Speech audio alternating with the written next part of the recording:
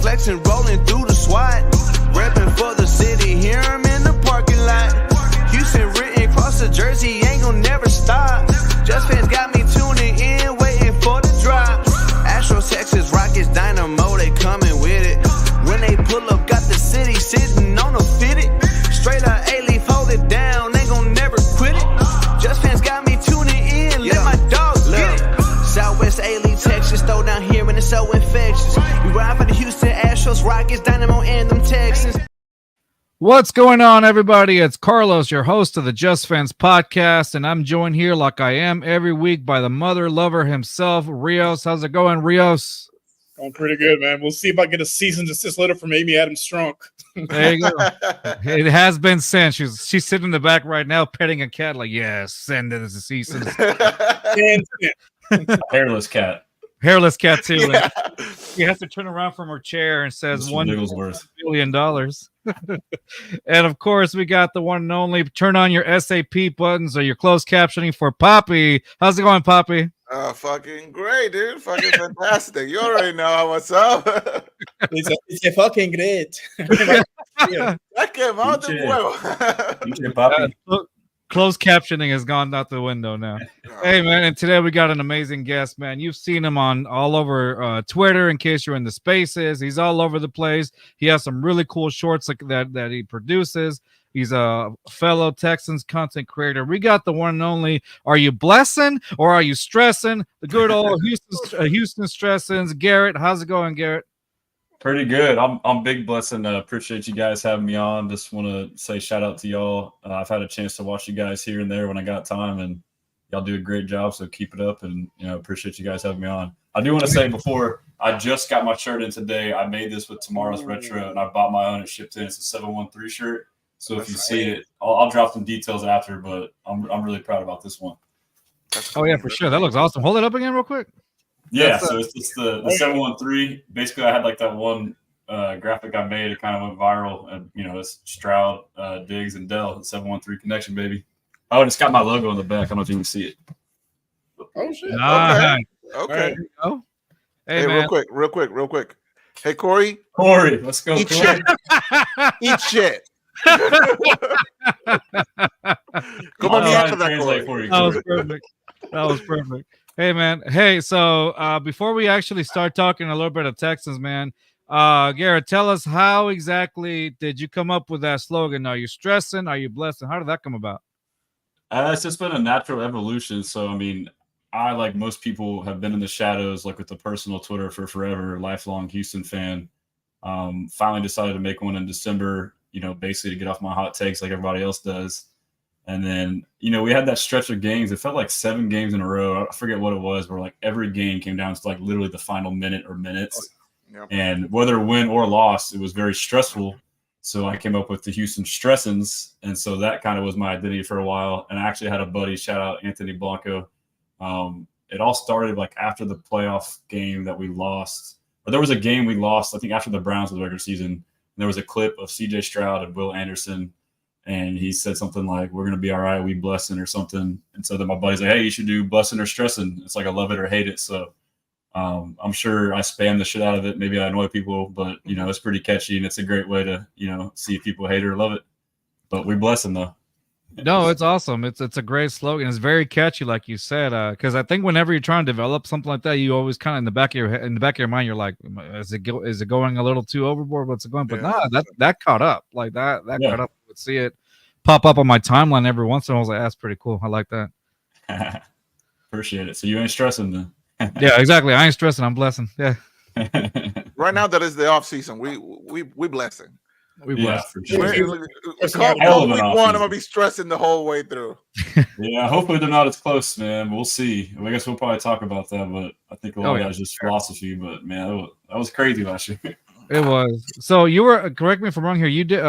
You played in college. Is that correct? Or am I wrong here? You were a college athlete. I did. I played. I don't know how much I played. I was at Stephen F. Austin for my undergrad for 4 years, and then in Carnot Word, I got my master's there and was there on the team. Played 1 year there, so wide receiver. So that's kind of why I've like focused on wide receiver, and I still love the game, obviously, and still involved in some other capacities. So besides this, but yeah, so got a decent knowledge of the game. There you go. Awesome. That's Yeah, awesome. you were on the team. It counts. Doesn't matter how much you played. You were on the team. You got a uniform. That's right. Who is it? Brian Scalabrine from the Celtics. I don't know if y'all remember that quote. He was like the redheaded guy. He was the redheaded guy who was on like a couple of the championship teams, maybe just one, maybe two. But he was asked in an interview like about like what he'll tell his kids about it. He's like, in 5 years I'll tell my kid I was the backup. In 10, 15 years I'll tell my kid or my grandkid that I played X amount of minutes. He's like, in 20, 30 years I'm gonna tell him I was the damn MVP. So there you go. Yeah, there you go. All right, man. So let's get talking some Texans over here, man. So first things first. I guess let's talk about coaching first, okay? Before we actually get into the players, you got D'Amico going into year 2. Obviously he's more experienced now, his second year, and preparing maybe a little bit deeper in the off season, along with Bobby Slowick and the offense. Excuse me. So, what are your expectations coming in on year 2 for D'Amico and Bobby Slowick? Yeah, I mean, it's like the rest of the team and the players. Really, sky's the limit. Last year was so incredible in so many ways, but you factor in, like you just mentioned, a rookie head coach, a rookie offensive coordinator, a rookie quarterback, and look what they did. So, I think we tend to forget that not only do rookie players have to adjust to the NFL, but rookie head coaches and rookie play callers also have their ups and downs as well. So I think we saw some of that. Slowick, you could tell he was kind of finding his rhythm.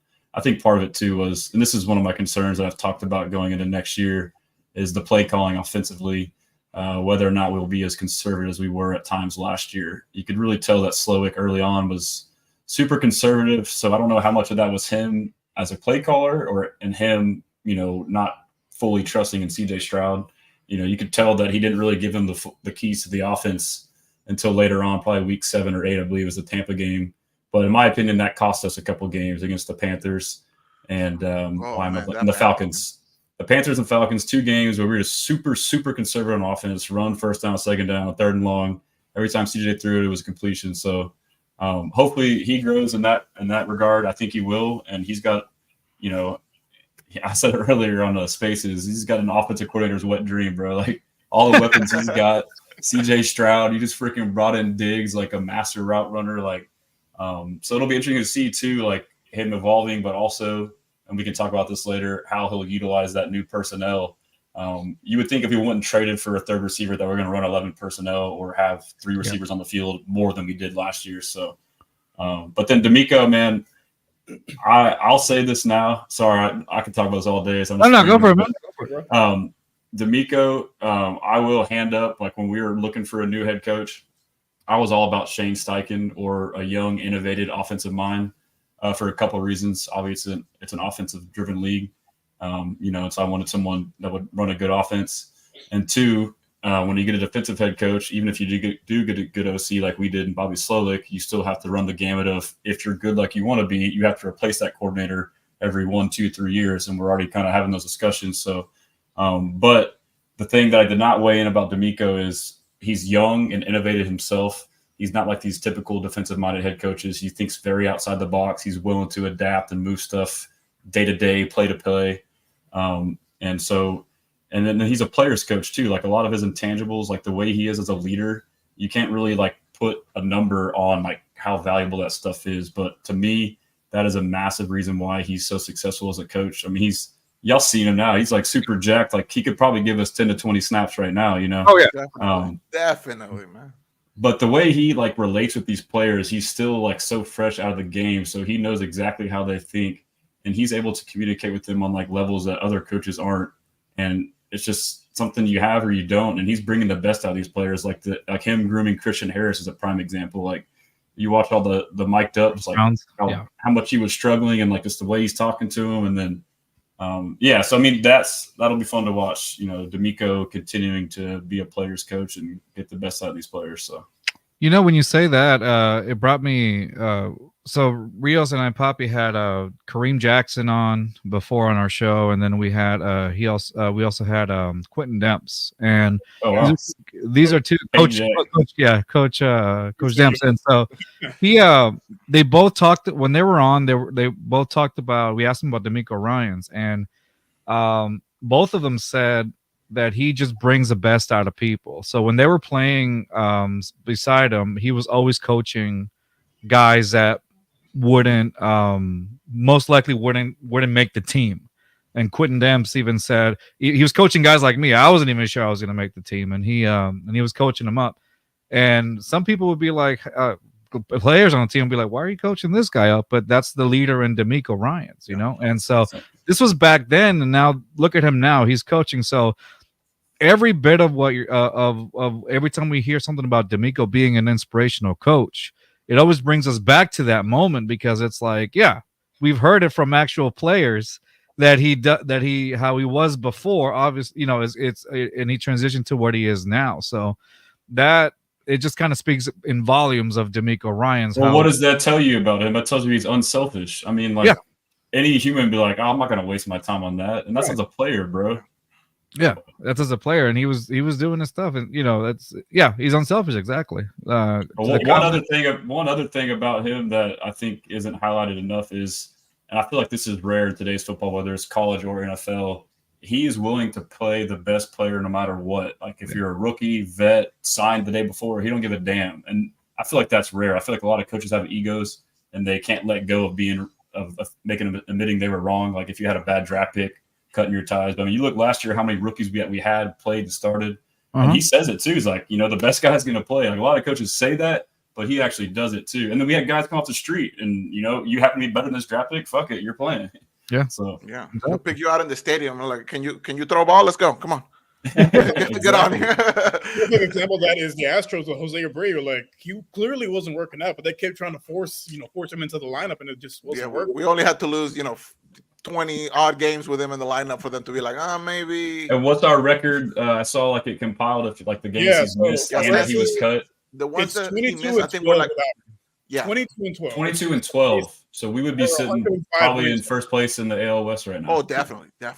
Well, yeah. The Astros are another yeah, a whole different universe. A whole different. Stressing over there a little bit. All capital letters. Yeah, extremely stressing right now. But hey, you know what? They just swept the Orioles, so that was pretty good. That second best team in the AL. I mean, excuse me, shit! Did y'all see today? I saw Chaz McCormick.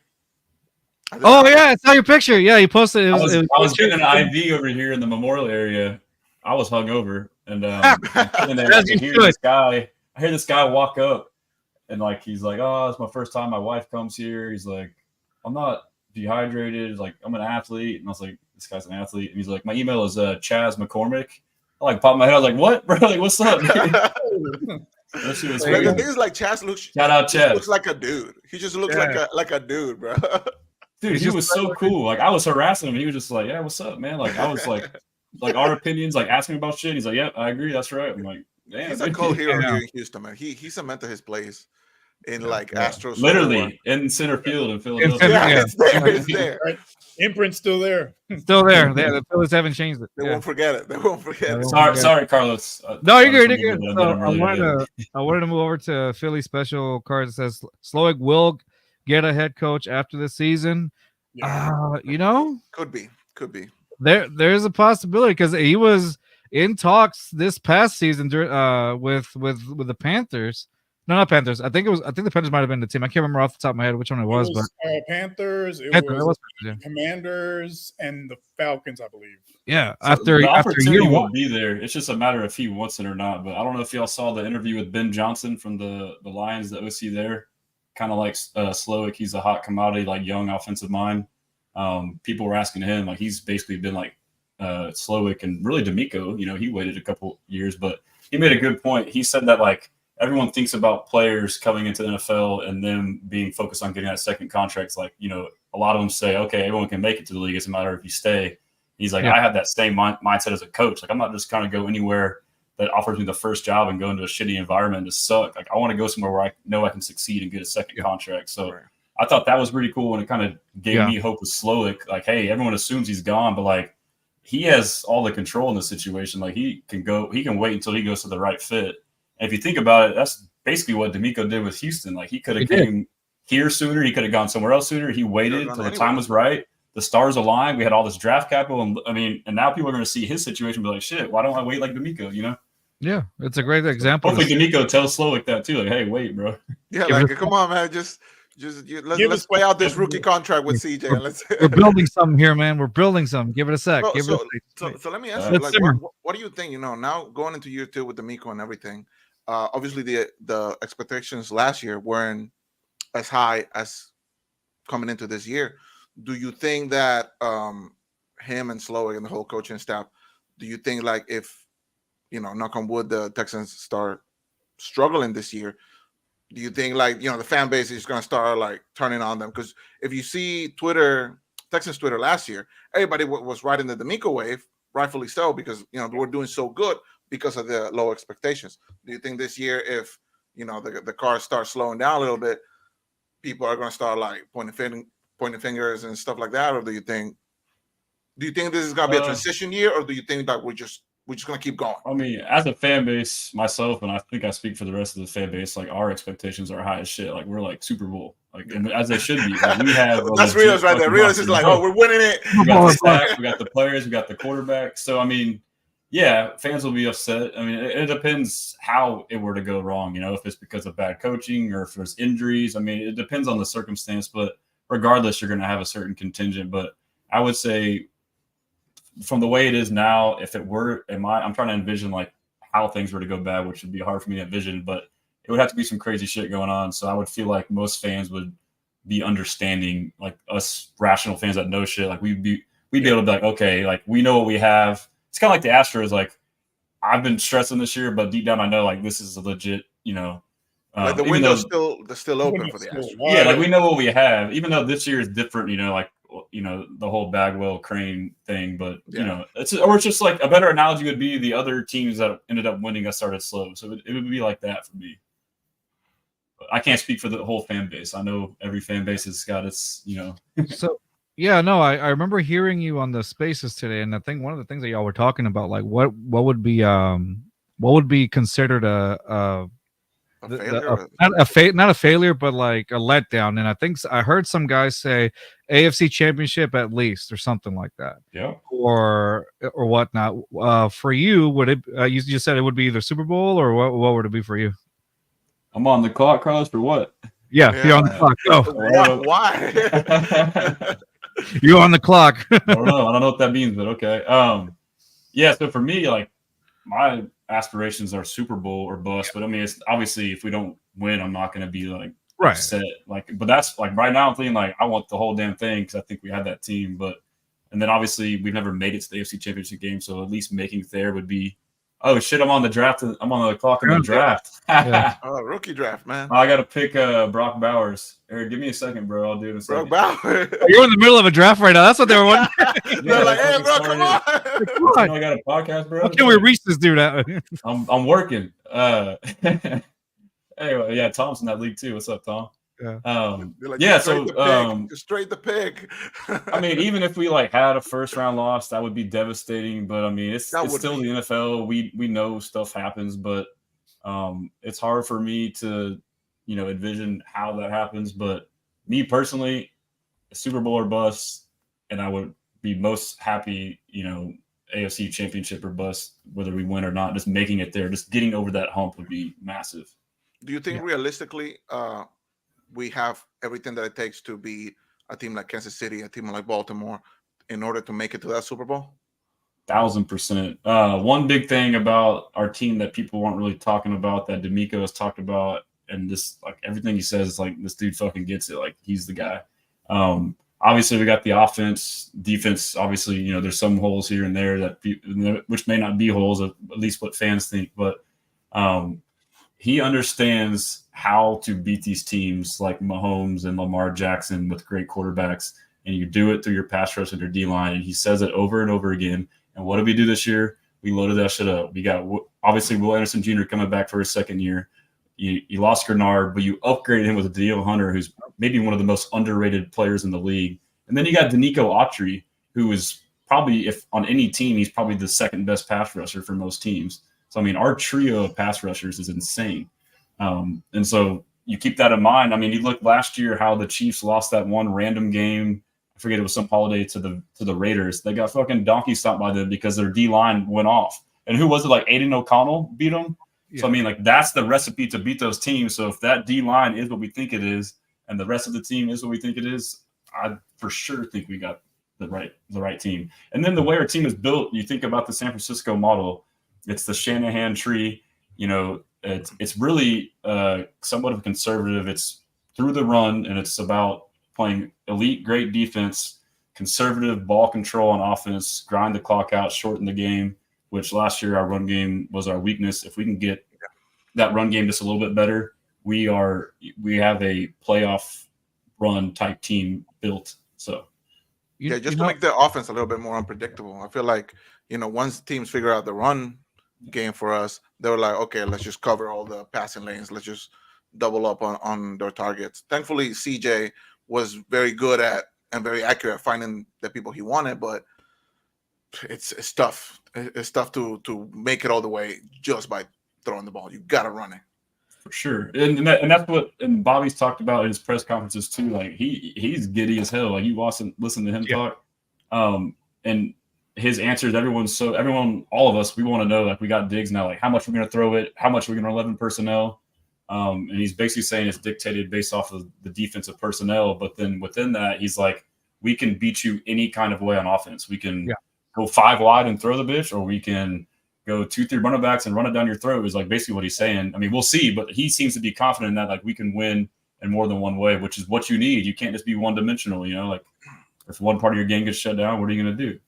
Well, that's the best part too. Like what I really enjoyed about this offseason is that they literally, and I've said this countless amount of times, they literally gave CJ Stroud more weapons in his arsenal. They loaded him up with Joe Mixon. They gave him obviously they extended Dalton Schultz, and now you added Cade Stover to the mix.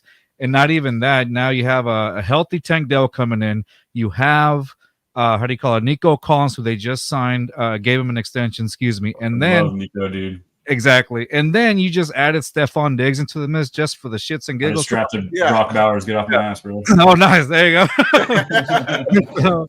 So you add all these weapons and then some, really, because even then you still have some wide receiver depth as well to play around with. You got Noah Brown, you have John Mechie, who God knows how that's going to work out this year. Hopefully good. Xavier Hutchinson. You got Skoranek that they got over from the Rams. Smoking on Skoranek. Yeah. So like you have it's exciting to talk. And there's this comment that I saw right now by Thomas. And he said, "Man, it's so crazy to hear that out loud. That in a year or two of this thing, I'm quoting the way he said this thing, Super Bowl or bust."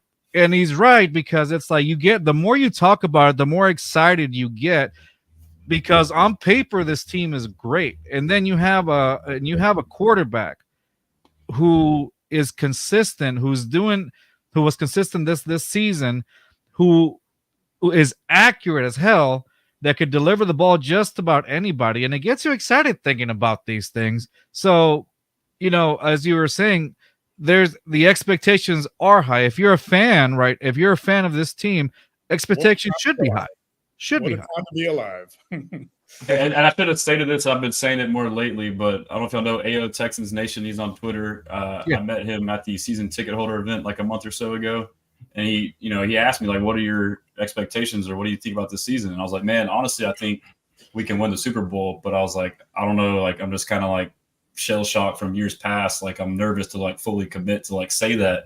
And he's like, bro, fuck that, dude. Like, the past is the past. Like, that's different. And I was like, ever since then I walked away, and I was like, you know what? Like, I've changed my whole mindset. Like, I'm not afraid to like say it now. Like, I genuinely believe this. I know I'm biased, but it's like, we all know our team better than anybody, because we just look at this stuff all day. And we saw the offseason we had. We know how good CJ Stroud is. We're not some haters just saying he's going to have some sophomore slump for no freaking reason. Like, he is the truth. D'Amico is the truth. And then, I get having PTSD because of what we went through. The Bill O'Brien's team up 24-0 against the Chiefs in the divisional round. Me and my boys were like lit as fuck. We were like, okay, we're about to beat the Chiefs. The Titans are coming to NRG. Because I think they just had beaten the Patriots or something like that. But basically, I was like, okay, we're going to win that game. We're going. We would have won that Super Bowl. So I was like already like in my head, like, we're going to the Super Bowl, bro. But anyway, so we had this like crazy high, and then it just comes crashing down. So like rightfully so, we're all just burned by it. But you know, what AO Texas Nation made me realize is, look, this is what it boils down to. DeMeco Ryans is not Bill O'Brien. CJ Stroud is not Deshaun Watson. This is this is not the same thing. So, like, you know, if you believe it, just say it. That's it's a much upgraded team anyway. I think the guys from I want to say is Texans 22 podcast had like a comparison chart of like that 2019 team and the current team that we have now, and like everything on it was an upgrade. I think with the exception of maybe JJ Watt on there or something like that. At the most important spots too, head coach and quarterback. I mean, the rest, whatever. This is definitely would you say this? Because I would say yes on this. This is perhaps the most talented team that we've had, I believe. Without a doubt. Yeah. Without a doubt.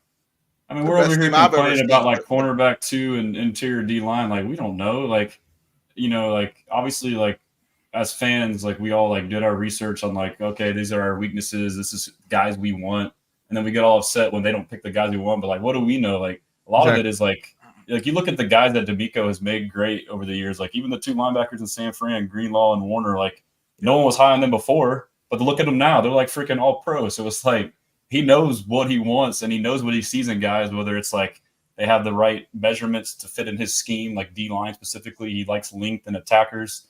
As opposed to, you know, we all wanted just a big run stopping, nose plugging, you know, guy. Cornerback, he basically with the cornerback 2 spot, Jeff Okudah and CJ Henderson, he's just gambling on his coaching, which I will take 1,000% all day. And you know, I get people are stressing on that because before, you know, if we did that and Bill O'Brien's the one coaching him up, well, shit, I don't trust that, but I trust DeMeco. No, he has proven that he's the guy for the job, and like. You know, when he came in, I was like, okay, let me see how it plays out in the field. And obviously, we had a great season. Like now, I'm just like, bro, I'll trust you with anything that you want to do. I'm 100% behind it. I'm 100% behind it. Even with the draft, this past draft, like there were a couple of like maybe picks from left field a little bit, but I was like, you know what? I'm leaving it to him, man. He's the guy. He's earned the benefit of the doubt at this point. Definitely, 100%, 100%. Let me go to a comment by Thomas Chavarria. He says, my only fear with that logic is you still need to go through the Ravens and Chiefs, and the Texans have zero history of that. What logic are you referring to? The pass is the pass or the D line? I think that's what I think the pass logic, Thomas. So I mean that's still irrelevant. Like this isn't Deshaun Watson and Bill O'Brien playing Lamar Jackson and Jim Harbaugh. So I mean, I don't. But like I guess last year we lost to the Ravens in the playoffs, but yeah, it was our rookie. Like we were just on house money, bro. And that was as tough as that loss was. That was a valuable experience for us. Like going into a hostile environment, like that shit affected us. Like, and it was a competitive. It was a competitive first half, I would say. It was the second half where we lost. The game still wasn't as bad. Like if you look at the box scores, that they got their ass kicked, but I was there and like they were scared. Like I was talking big shit at halftime, like thinking we were gonna win. And then I mean, I said this early in the spaces, like. They literally had 2 possessions. We had 1 possession. It was tied at half. After that, we had 1 possession. And we were in the fourth quarter. We're down 14 points. Yeah. We had 1 possession in the second half, and we were down 14 points. Like they basically. That's why I thought they were the real deal because they had that methodical ball control team. They basically just suffocated the clock. We had no chance, bro. Yep. Yeah. So, on the ball, I think at one point Singletary was averaging like 2.1 yards a carry. I'm like, bro, you can't win a playoff game against Baltimore and run the ball like that. Which is why I'm glad they went out and got Joe Mixon, who's upgraded, at the running back position. Because man, I can't. So that brings me to that. Thank you, Rios, for bringing that one up. Another thing that I've been really, I guess, adamant about. This was a couple of weeks ago. I brought this up before, and I asked every guest about this. DeMeco Ryans was talking. I think it was to the Chronicle, and he was talking about how he's looking to have like a 1-2 punch with Damian Pierce, with Joe Mixon and Damian Pierce. When he said that, I tell the guys this all the time. I said on the shows, it almost reminds me of. It seems like they're trying to almost recreate what they had with Arian Foster and then Ben Tate, like back in 2011. Like at that point, Arian Foster, the running back that finds the gaps and is very patient or whatever, and then you got Ben Tate, that power runner that goes through anything. Runs through people. That's what that kind of reminded me of when he said that. And so I mean, I would love to see that. That would be amazing to see. Obviously, as I like Joe Mixon, but Arian Foster was a different kind of running back. We were all spoiled with Arian Foster, and then what gets me is that I like Dameon Pierce. I think he's a great person. From all the interviews that he's had and from hearing him, he seems like everybody, like awesome. A guy that just gravitates around people and people gravitate around him and stuff like that. But I don't know how this is going to happen in the offseason. I'm hoping the best as a fan, of course, that he's able to fix the problems last year. Now, of course, you can attribute some of those problems with maybe, not being his scheme. Maybe the O-line wasn't doing him any favors as well. There's like so many variables that kind of perhaps contributed to that. But at the end of it all, I still think that, there are times when Dameon Pierce probably could have been a little more patient and not just gone straight into contact or whatnot. It almost, I think Rios and I were watching a game one day, and I was like, good Lord, this is almost like Trent Richardson style vision, at one point. You would literally go out of his way, have a touchdown, like, nah, fuck that, I'm going to hit this dude. Fuck that, yeah. And so, I don't know, I'm hoping, I have high expectations for sure for Dameon Pierce this season. I just don't know how that's going to work out because I'm just waiting to see. This is where I'm at right now. I'm waiting to see because I do have high expectations for Dameon Pierce. So for you coming into a new season with more time to develop this offensive scheme, what are your expectations on Dameon Pierce? Man, my sentiments are the exact same as yours, Carlos. I mean, love the guy. He's awesome. He's a great player. It's just a misfit of scheme. So I'm optimistic to hope he can figure it out. But now with the Shanahan, we run a zone scheme, which is more lateral. You basically run towards the sideline, and so do the linemen, and everyone kind of finds a guy in their area, and it's more of a vision, one step and cut, go. So you have to have vision and then be a good decision maker. He has all the ability, athletic ability. But like we were saying, like you said, I mean, we see the games last year where he would have a hole and go this way, or he'd be running and just run into a guy, which is fine, but it's just in this offense, it just doesn't work. And my concern is typically, I'm a big proponent normally that you can learn and develop things like even speed to an extent. I mean, obviously the raw speed, but like, training technique. Anyhow, vision to me is something as a running back, I feel like it's a pretty innate trait, something they say either you have it or you don't. I'm sure there's cases where people have developed it. So in Pierce's case, I hope that he can get it. I don't think it was a matter of not getting the playbook. I think it's just a matter of the natural vision, seeing holes. I mean, which is why Arian Foster, he probably was undrafted because I guarantee you he was in a gap scheme where you run straight forward and didn't do great. And then he gets thrown into a zone scheme. He's like, oh shit, this is easy. Yeah, I just hit the. So, I mean, it's just how we all have different traits. Like, you gotta look where you're running. Okay. Yeah, but like I guarantee you, Foster, though, like it just was natural to him. I guarantee you, like it just was a natural fit. So I'm optimistic, or I hope. I'm not too sure. But I do know for a fact that Dameon Pierce could definitely start for a handful of teams right now, better than their starting running backs, especially in the gap scheme. So I was surprised. I thought for sure he'd be traded, like the way the Cowboys were operating their running back room through the offseason. I mean, Jerry Jones basically wasn't signing anybody. They had no money, didn't draft anybody. I thought for sure they would draft Jordan Brooks out of UT, because he was hyping him up. And I still wouldn't put that off the table either, honestly. I mean, just because he hasn't been traded now, I mean, we know how the NFL is. I mean, if you play fantasy football too, you see how many freaking running backs get hurt, like week 1, 2, 3, 4, 5, 6. So that could be, so that could be a good asset. I mean, right now, like I'm sure he's probably like a 6th, 7th round pick, which that would be tough to let go for. I mean, but the fact that we got him for a 4th round pick too, I mean, shit, we'll take anything. But that could be something to look out for. I mean, if Dallas, Zeke gets hurt and then they gambled on the running back room and they need a running back to try and win a championship now, I think Dameon would be able to go over there right away and work in that offense. And who knows, they may throw a 4th or 5th round pick to us. So there you go. That'd be great. It's funny. I read Alex. But then we'll put a little luxury tax on that, like an extra round. Yeah, and stuff. exactly. Yeah, we're gonna need a 1st round pick, Jerry. Yeah. No. Yeah. All right. So Thomas answered back and he says, I'm not comparing the D4 era to this one that the Ravens have just been at it for a minute. Very capable, but haven't gotten done yet. And then the Texans might have to go to war with them for at least a season to get over that hump. I'm looking forward to the day they get past them for sure. I mean, I'm ready. They're ready. I mean, obviously, yes, they are the ones to beat. They beat us, and they went to the AFC Championship game. And I thought they were the best team. Played a terrible game against the Chiefs and still could have won. There was like 4 or 5 plays, just one of them goes the other way. So I mean, I think the way they're built is insane.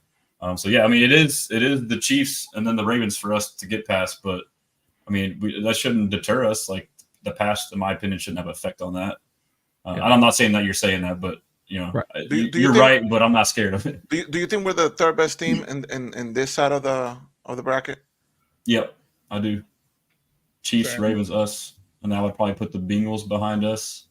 And then who would come after that? Probably the Bills, maybe. Bills. Yeah, Bills, man. I think they may not even make the playoffs this year. I think Miami runs away with that division. I don't know, man. I think Josh Allen's overrated. Like, I mean, he's not – everyone says he's like top 3. He's not top 3. He's like top 5, top 6 in my opinion. And we'll see this year. We'll see how it goes. Exactly. Without Diggs, I feel like this is more of a prove it type of year for him.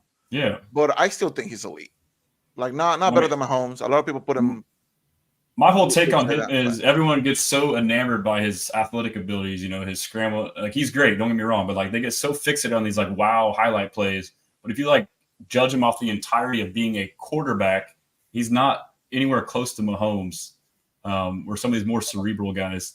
Like you can see, like he's there's some times where he's not going through his progressions. Like if you watch all the tape. From Stephon Diggs, like when he was supposedly washed and didn't catch any balls because he didn't freaking throw the ball. He's wide open every play, bro. Like he either blatantly missed the read or he ignored him. So it's like, which one is it? Or it's probably a mixture of both. But I mean, he's a great quarterback. He's not a top 3 in my opinion. But I feel like it's just everyone's so stuck on this like the world we live in. It's like highlights and flashy stuff, and that's all you remember. But like, what about the fumbles and shit too? Like. He's a turnover machine. That's the biggest thing. If he could fix that part of his game, I feel like he would like go to another level. But that's the problem, though. Like that's a player like that. You get these crazy highs, but you also get these little things. So that's the give and take, I think Thomas also wrote Miami. What are your thoughts? Yeah, Miami is legit. I would put Miami ahead of Buffalo for sure. Miami, I think, is going to run away with that division. So yeah, I think Miami would be behind Cincinnati. I thought Miami was a legit ass team last year. They got hit hard by the injury bug. They had a legit defense. I mean, they had like 5, 6, 7 like super impactful starters go down, and then I feel like they didn't get a fair shake in that Chiefs game. Like the narrative was already written before the game that they couldn't play in the cola, but really they didn't have over half their starting defense. So it's like they never even stood a chance in that game. So that'll be an interesting team to watch this year. Yeah, and going to Arrowhead, even healthy, it's always. Yeah. But the narrative was already written, like, they can't play in the cold, And it wasn't like the cold day, like some shit. Well, no one can play in that shit. Like hypothermia and shit. Yeah, I mean, like when your helmet sweat, like cracked off. Yeah, when your sweat is like turning into icicles, like before it even hits the ground, it's ridiculous. Yeah, that's insane, dude. 2024, we need to change that. And then you got the one Miami fan shirtless. I was like, bro, it's -30. What the fuck? Bro, just anybody checked in on him, by the way? Is he still alive? Whiskey, bro. Just well insulated. No, Florida man strikes again. So okay, another team that I'm thinking here, and the reason why I'm asking about this team, I like Justin Herbert as a quarterback. I do. What are our thoughts on the Chargers now that they've added Harbaugh into the mix? I love Harbaugh, great coach. His Michigan team, I had bet them to win it like before the year and like bet them all along the way because they were built to win a championship. Right. Very much like his brother. Like they are legit like football guys. Like they build the team how you're supposed to, which has kind of gone away from a little bit with the new offensive rules, but elite defense, ball control, like smart offense. But I feel it may take him some time to flip that. I mean, they were in salary cap hell. But I think Justin Herbert is also overrated. Like I argue with Justin Herbert fans all the time about these top 5 quarterback rankings because they're always trying to put him ahead of CJ Stroud. I always say, I'm like, what the hell has Herbert done? Like, but stat. I'm like, dude, I mean, half these games, they're playing from behind and they're like, how many of these stats are garbage? Like I want someone to go through and tell me the garbage time stats. So it's probably most of it because they they score about 30 points a game, but they defense gives up 35. So they're always playing from behind. So and they want to blame it all on the defense, which has been bad. But how much of that is you? Because either you didn't score early and turned the ball over and got your team in a hole, or because you didn't slowly, methodically drive the ball and win the game that way. Like, how much of it's on you? You talk to these, like, he's good, don't get me wrong, but he's not top 5. He's like maybe 8 or something like that, in my opinion. But like, you talk to these Herbert stands, which are like in hordes, and they go and tag their buddies and try to chime in. I'm like, all right, I'll take on all you guys, but give me your top 5 real quick. Top 5. So you got Mahomes, you got Lamar, and I'm biased as shit, but like, I really, really, really want to put CJ Stroud there. I mean, I know what I've seen from that guy, dude. CJ is insane, dude. Yeah, I'll put CJ at 3. Okay. And since Burrow got hurt, he could be there, but he has to bounce back from. He had a pretty significant. He hurt his throwing arm, right? His forearm. So I mean, that could affect him.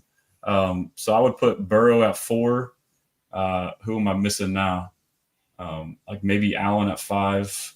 I don't know. Is there a list? I need to see a list to make sure. But I know for sure that's my top 4. You got Allen, you got Herbert, you got Prescott, Hurts, Goff, Cousins, Tua, Purdy, Rodgers. Okay. Yeah, so Rodgers is still underrated in my opinion. Like the Jets, to me, I can't believe no one's talking about the Jets. Like I remember this time last year, Jets are like Super Bowl favorites. And he was Achilles, and now it's like he's dead. Like he lost all his powers. Like what happened? Because we gotta see it though. We gotta see it because my guy. Well, no one's saying that about Kirk Cousins. Like everyone's assuming that he's gonna be the same. I am. Like, on paper it looks good, but it's like, bro, he's coming back from an injury. That's why they drafted that other quarterback. I guess people don't trust the ayahuasca. They don't know if it's gonna pan out how they think it is. But look at the Jets, and even CJ said this too. Like CJ knows ball, bro. Like their defense was so damn good. Like if they just had like somewhat of a competent quarterback, like they could have made a playoff run. Yeah. So I mean, if Aaron Rodgers can be like 60 to 70% of what he was his last few years at Green Bay, like they are a legit Super Bowl contender. Yeah. I just they got weapons on offense too now. They do. They have receivers. To see it. That was the biggest. But the thing with Rodgers is like his game isn't really predicated off of running around. Like he's a cerebral quarterback. Yeah. Like you don't lose your brain when you hurt your Achilles, and his arm's fine. I mean, Yeah, he's always been crazy. So it's not like. Yeah, but maybe part of it is it's like how crazy he is off the field. So maybe people kind of like subconsciously weigh that in. I don't know. So since we were talking about the Jets are one of the teams that I'm most excited to see this year with a healthy Rodgers. I can see that. But that's the big question mark. Healthy Rodgers hasn't been healthy in quite a few years now. Yeah. So I want to take this over here because as we were talking about overrated and overpaid. What are your thoughts on Trevor Lawrence? Overrated. Overrated. Definition of mid. Adding AF to it. All right. So the reason I brought him up is because I've been reading a lot of these articles and these things that have come up that even the YouTube videos that I've been watching. It's where they talked about how Trevor Lawrence has put CJ Stroud and actual top quarterbacks in a tough situation because of the type of contract that the Jacksonville Jaguars gave a quarterback, and I'll go above and beyond and say this, who really hasn't proven much to get this type of contract. And he's Daniel Jones with the head and shoulders there. Right. Better looking Daniel Jones. With more hair. Yeah. And so at this point, what are your do you really think that Trevor Lawrence did put the quarterbacks that are top tier elite quarterbacks in the awkward situation with teams based on salary cap and things like that? Yeah, I wouldn't say it was him. It was their freaking owner. Is it Shahid Khan, right? I mean, I bet all those other owners are like, what are you doing, bro? Like now they have to pay their guys no matter what. Like Trevor Lawrence is the top paid quarterback in the league and he's like maybe top 15. Like, what are we doing here? Yeah. And then coincidentally, like within a week, you hear these articles coming about owners trying to put a cap on salary cap for percentage of how much can go towards quarterback. Because they're like, this is getting out of control if Trevor Lawrence is getting paid the most. But I'm mad that he ruined the market for quarterback, so to speak. But I'm happy as a Texans fan that they are handcuffed to him for next 2, 3, 4, 5 years. 5 years. Because I thought before that, he might have been not their guy in just a couple years. And things could change, but But my take on him is obviously he's got the talent, and people forget that he's kind of like an athlete quarterback, and like he did a lot of winning at Clemson. I guess because he's white, I don't know, but like he was kind of a dual threat quarterback. Like he can run. I guess that's maybe my own bias, but so like he does, and you can see like. I was like, I try to hold You're not wrong. But anyways, like people forget, like he probably is considered a dual threat quarterback. And then for me, a lot of the time it's like a blessing and a curse because like you're good as heck running the ball, but you get to the league, it can get you into trouble. Like you're always trying to go for these home runs. I actually made like a low light reel of Trevor Lawrence. Yeah, and almost half of them are him. The play's dead. The first, second, third read's not there. Rather than just throwing the ball away or doing something smart, he tries to spin out of some tackle and make some crazy play, and he just freaking fumbles the ball into nowhere, Yeah. And then I feel like he isn't great at reading a defense. Like he literally, gets stuck after like the second option. Like CJ's hitting like his third, fourth, and fifth options like half the time.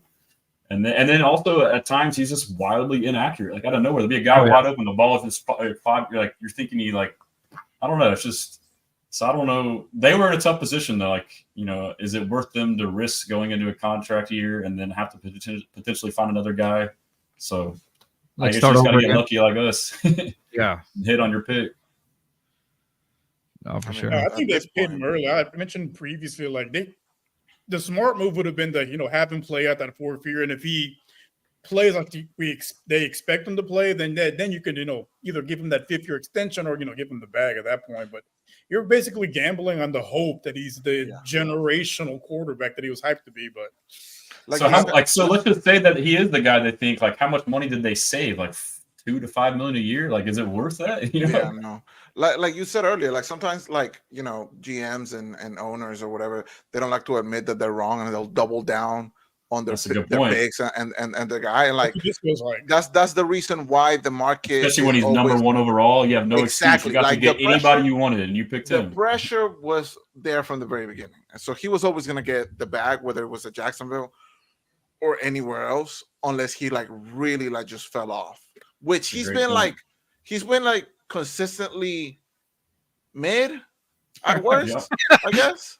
I love that. Consistently mid. So you know what this reminds me of? It reminds me of like a theory I've like made, and I call it perpetual mediocrity. But like the Cowboys, for example, were like this is a little bit different, but I guess it's similar with the quarterback. Like they're okay with like they basically settled for Trevor Lawrence, and rather than trying to replace him with like something great. Yeah. But like they're never going to go win a Super Bowl with him, in my opinion, or at least not because of him. Yeah. But like the Cowboys, Jerry Jones is an owner they are good during the regular season, make the playoffs, maybe win, maybe don't, but like they're not winning more than one playoff game.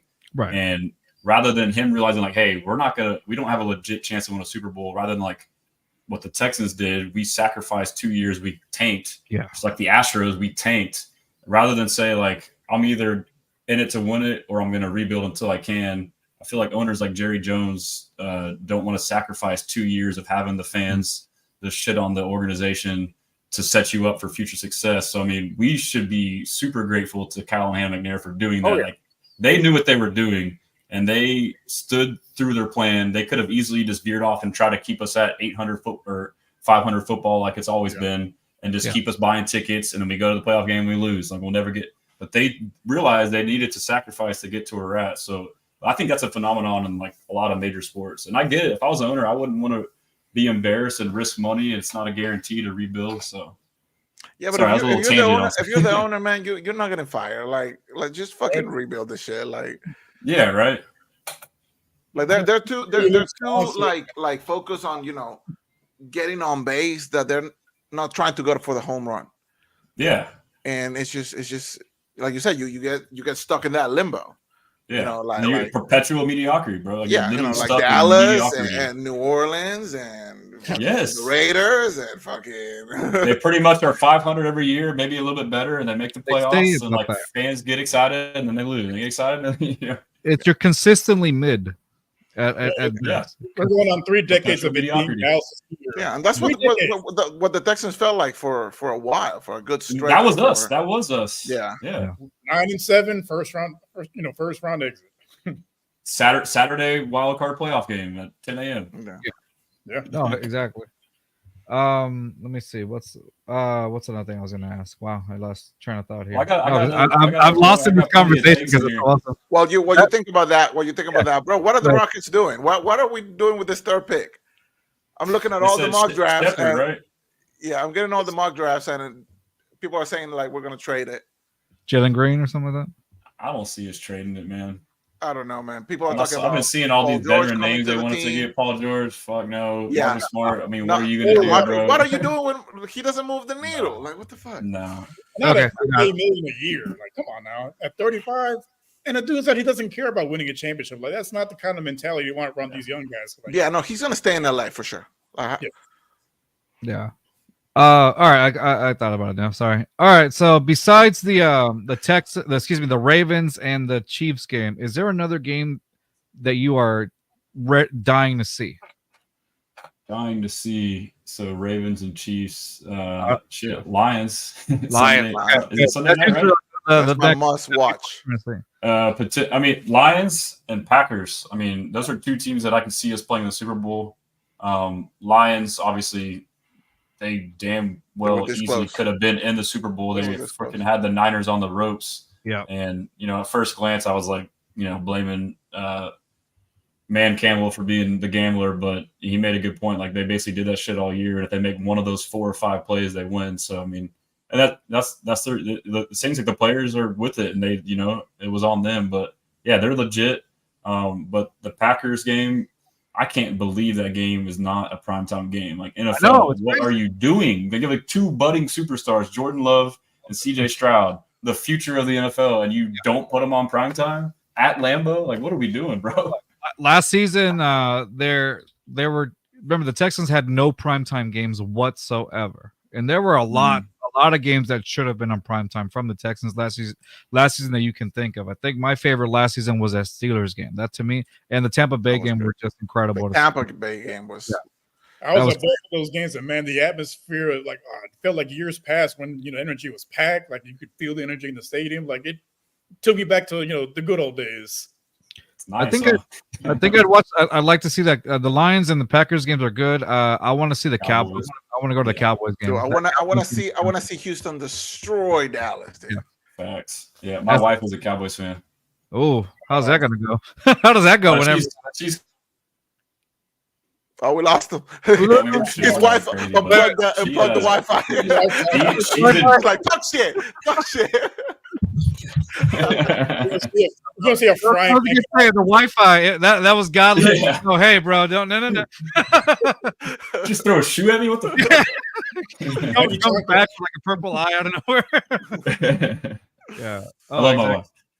Exactly. Yeah, let's sure we get that on the record. No, but she's just like what I said. Like, she is a Cowboys fan, and a lot of my friends, like, they're sick of the perpetual mediocrity. Like I talked about, like, she knows what it is. Like, even her dad, the reason she's a big Cowboys fan, like how earlier I was saying, like, we can get our hopes up. Like, they've learned not to get their hopes up because they're still the same team, same coach, same owner, and it's the same shit every year. Like, so they already know like what they're setting themselves up for. So like every year they're I'm not like everyone makes a joke about it's our year for Cowboys. Yes. And any real Cowboys fan will tell you, like, over the past 4 or 5 years, each year it started out like it's our year. It's like it's our year. It's our year. Now they're just like, now they know, like, okay, they already know what they're. It only took them. I almost feel bad for them, dude, because they remember what happened with Dak before, and then the season happens, he does really good, and they start believing again every year, and then the playoff game comes and he sucks, and they just get let down. Yeah. It's the same story every year, bro. It's the same story. Yeah, it never changes. No, it's funny. I was on a date last year during that Packers and Cowboys game. The girl I was on the date with, she was a Cowboys fan. The look of dejection on her face after that final score, man. That was, to me, that was out coaching masterclass. Matt LaFleur out coached the shit out of Mike McCarthy, bro. I mean, people want to blame Dak. I do. He didn't play great, but a lot of that was coaching. But like the biggest mistake they made was hiring Mike McCarthy. Like, Jerry Jones can hire any coach he ever wants every year, and he's stuck with Mike McCarthy, who won a Super Bowl because of Aaron Rodgers. Like, what are we doing, dude? Well, which is cool with me, Yeah, but yeah, just keep it. Just keep it going, Dallas. Do you know how long we plan on going? I know I kind of been rambling a lot. I want to get across before. What was that? I have one like a point that I've thought about. I don't think I've really verbalized it. But, go for it. So we've talked about like expectations in Super Bowl 2012, Seattle Seahawks, Russell Wilson. You know, this is what's been talked about all offseason. You have a rookie quarterback on his rookie deal. Russell Wilson, his second year, sophomore season. That's exactly what they did. They had a great offseason. They went and put pieces around him, elite defense, and they won a Super Bowl. So 2024 Texans, 2012 Seattle Seahawks. You know, at first glance too, I was kind of like in my mind comparing the two. And I was like, obviously CJ Stroud is way better than Russell Wilson. Yeah. But we forget, dude, like I saw like the stats, like they compared CJ's to like all these other quarterbacks rookie years, and like Tom Brady was up there, Drew Brees, maybe Peyton Manning, like all these great quarterbacks. It was very in-depth stats. And like the one that was like most comparable to CJ Stroud was Russell Wilson. So he was better than we baller, dude. Russell was a baller when he first. So he was better than what we thought. And then the other thing too, like we forget, like one thing they have very much in common that I think is a huge factor in all this is their mental makeup as a young quarterback. Even though like now it's kind of played out with Russell and he's like a cheesy D-bag, but like early on, he was a massive vocal leader. Yeah. He's a massive vocal leader, very mature, and like he was just a great teammate. Like the stuff that you see with CJ, which he is not on Russell Wilson's career arc, so we're not going to entertain that. But there are similarities, though. Like CJ is wise beyond his years, commands the locker room as a rookie, and the way he does it, though, is not from just trying to be like some alpha. Like he's just relatable and like boys with everybody. So I see a lot of similarities between those two teams, and I feel like none of the national media is talking about that. Well, you know, you bring up a great point, because everything you see from CJ Stroud during this offseason while he was either in Japan or whatever country he was out, it was always that leadership mentality. It's almost like you know how we talked about D'Amico Ryans bringing out the best out of guys. I think he does the same thing with like guys like Tank Dell and Nico. Like basically that chemistry that he has with his core players, really, if you think about it, because you know, I guess if it just works that way. If you develop that chemistry with them, obviously they're going to do what they can for you. Though, you know that everybody gravitates around him. He's a natural born leader, you know, and I think it transcends throughout the entire team. Because what was it last season? I want to say it was a Steelers game. I can't remember who it was that like went up after. I think it was after a sack or something like that, and CJ went up to the dude's face also. I can't remember who it was. Broncos. No, that was Broncos. Was it Broncos? Yeah. Okay. Yeah, he stood up to him. Got the flag thrown on him. I think it's Alex Singleton, right? That's what it was. A linebacker for the Broncos. Yeah, and from there it was like I feel like he earned the respect of more people on that one, because it's like, oh, he's nobody to mess around with. Like that's with anybody, bro. Yeah, he flares his teeth when he needs to. You know, like he's not like some meathead like Will Levis, like super jacked arms, like trying to act like he's the strongest dude. But he'll let you know, don't mess with me when he needs to. He doesn't do a job of like. Obviously, you don't want to be out as a quarterback. You're not in the business during a game of just talking shit to somebody. Like, right? You got other stuff to worry about. Yeah. So like, eventually, though, if something happens, you got to stand up for yourself.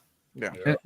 There you go. That's one thing I want to bring up about. So before we go, I wanted to ask you, in the AFC South race, obviously, I think we all can agree that we see the Texans up here, right, at the top. But there are three other teams. Which teams would you put in order? From That's pretty easy. I'm sure y'all agree. If y'all don't, then I don't know what y'all are watching.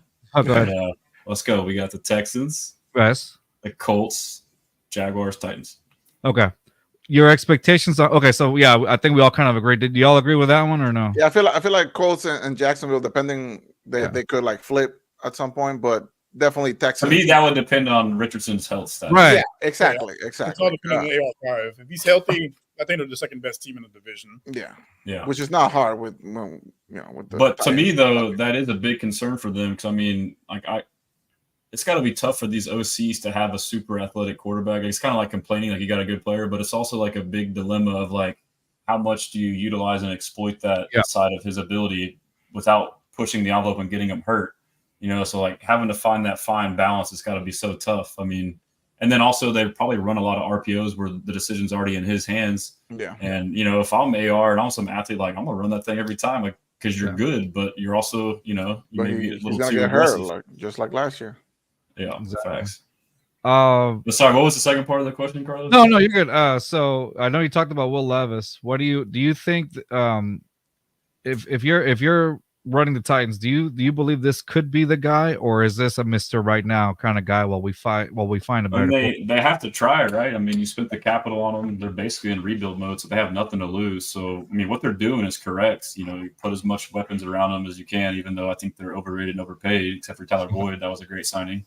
But I mean, who knows? Maybe he shows you something. But to me, from my opinion, watching him, he's not the guy. And again, like all this quarterback stuff for me, like CJ is. I've always thought this, but he's made it more apparent. It's if you don't have this, I mean, it don't mean shit, bro. Like I don't think he has the ability to read a defense and lead a team. Like there's like small intangible stuff that people don't see or talk about. Do you think they should just straight up tank and just start from zero?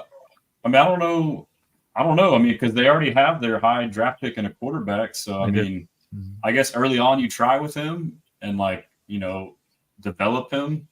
And then, but yeah, I mean, if they start to see something halfway through, or if you start to see like halfway through, like, oh, okay, we know he's not the. Well, here's the thing: is Callahan's a new coach, so he didn't draft him, so it's his decision to make. So my first instinct is usually when it's not your guy, you get rid of him. So I mean, you just made me realize that right now. So he probably doesn't want him, so they're probably aren't going to tank. But I'm sure he's going to go through what he's doing right now is seeing if he wants to keep this guy or not. Seeing how he, works in his offense, which is from Cincinnati. Joe Burrow obviously thrived in that. So, but again, Joe Burrow, CJ Stroud to me are very similar, and they've been comped before. It's because their mental side of the game, they get that. They can read defenses, make checks, and all that stuff. Good decision making. But I think Will Levis is like a meathead quarterback, bro. Like he just wants to run the ball and throw it far as hell. It's like that shit don't work, dude. All that Mayo, bro. Like I said, if his that Mayo, dude. All that Mayo. He needs to work on his release. Yeah, you see that video I made? A little yeah. When you say Will Levis in videos, I'm just not interested right now in that. NSFW.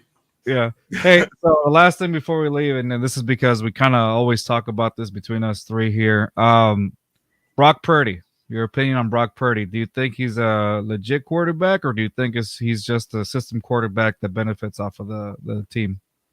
It's in between, but I would say he does get slept on a lot, even by me sometimes. I mean, and we're probably starting to experience that too, because some crazy people call CJ a system quarterback, even though it's been 1 year. But what the fuck? Can we even call that a system? Yeah, right. He's in the same system, as he is, But I mean, at the end of the day, the dude's a winner, bro. Like, I mean, who else did they have that was like winning? I guess other guys have won too in that system. But no, I think he would be in my top 10, probably like around 8 or so. That's where I had him. Yeah, around 8 or so. But I think it's in between. Some people are like, oh, he's top 5. But then I guess most rankings have him around 12 probably where he's at in most rankings. So I think he's a little bit better, but he's definitely not like all people that shit on him. He's not as bad as they think. Like those people don't even watch football. They're like, oh, Niners system, do it. Like, come on, dude. All right. I just want to get your take on it. All right, so that's actually going to be a wrap for our show, but I do want to thank Garret here for joining us, man. I appreciate you. I'm wishing the best for your channel as you grow, man. Please follow Houston Stressans at Texans Commenter. I believe that's your IG, your Twitter, and your YouTube, right? Yeah, IG's different, but you can find it. IG, it's Houston Stressans, but Twitter, TikTok, and YouTube. For all that, but okay. And then I'm a writer for Sporting News as well too, so I haven't written one in a week or so. I need to get busy on that. But get it together, man. Yeah. So your IG is at Houston Stressans, like that, right? Boom. Yeah. Let's go. Awesome. And then the shirt just dropped today. It's the H-Town 713 shirt. I'll post it on my. Yeah. Let me know if y'all see if I can get y'all a discount code or something. Yeah. Tomorrow's retro. This shit is comfortable, man. Yeah, no, it looks like. If you ever have any shirt ideas, hit me up. We'll collab on something. Yeah, for sure. Hey, man. I want to thank you for joining us, man. I appreciate you. If you guys enjoyed the show, we appreciate any type of support from you guys. Subscribe to our YouTube channel at JustFans22. And follow us on our Instagram account at JustFansPod, just like it says there at the bottom.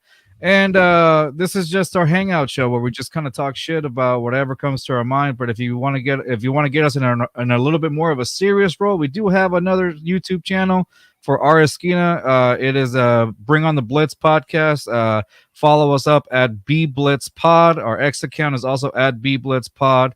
This is all part of the R Esquina network, podcast network as well.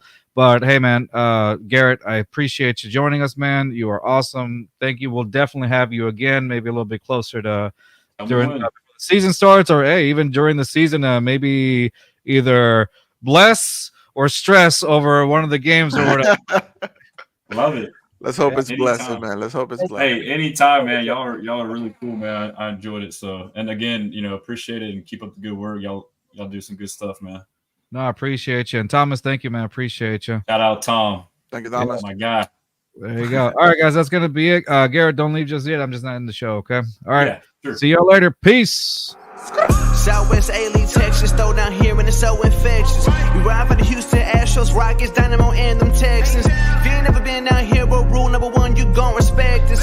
Just fans in my speakers, new one drop, they bout to bless us. I might right through the SWAT, playing just fans right through your spot. Look, and I don't know what you thought, but right here, dog, we gon' rep the squad. Got HU, I might fit it, then I